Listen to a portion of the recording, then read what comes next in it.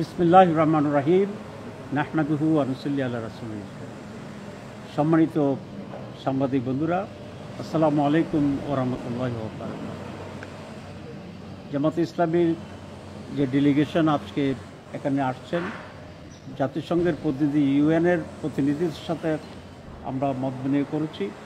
তারা বাংলাদেশের বর্তমান অবস্থা, এখানকার যে বিচার হচ্ছে সেই বিচার ব্যবস্থা, আগামী দিনের বাংলাদেশের উন্নয়ন, ডেমোক্রেসি এবং একটি ফেয়ার নির্বাচন, এসব বিষয়ে মত বিনিময় করতে এসেছিলেন এবং আমাদের সাথে এই সকল বিষয়ে কথা হয়েছে।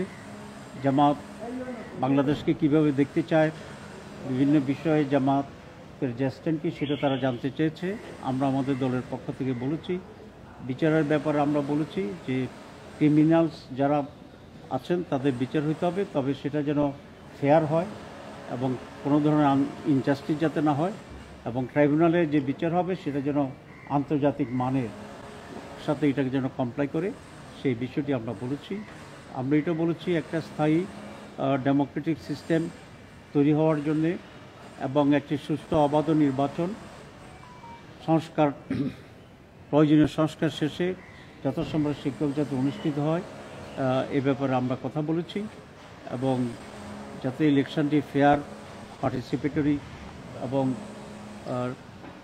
অবাধ হইতে পারে, সেই ব্যাপারে যে সকল প্রয়োজনীয় অ্যামেন্ডমেন্ট দরকার, সেই অ্যামেন্ডমেন্টগুলো যেন যত শীঘ্র সম্ভব করা দরকার এবং একটি ন্যাশনাল কনসেনসাসের মাধ্যমেই প্রয়োজনীয় অ্যামেন্ডমেন্টগুলো যাতে গৃহীত হয় এবং সে আলোকে যেন এই সরকার একটি সুষ্ঠু নির্বাচন করে, এটা যেন তাদের অগ্রাধিকার হয়। সবাইকে ধন্যবাদ। এটাই আমাদের মতামত। ধন্যবাদ। তারা আমাদের সাথে এসব বিষয়ে সৌহার্দ্যপূর্ণ পরিবেশে তারা সন্তুষ্ট হয়েছে। তারা আমাদের সাথে এসব আলোচনায় তারাও পার্টিসিপেট করেছে এবং সামনে এসব ব্যাপারে জাতিসংঘ আরও আলোচনা অব্যাহত রাখবে এবং তারা বাংলাদেশের জন্য পজিটিভ ভূমিকা তারা পালন করবে। না,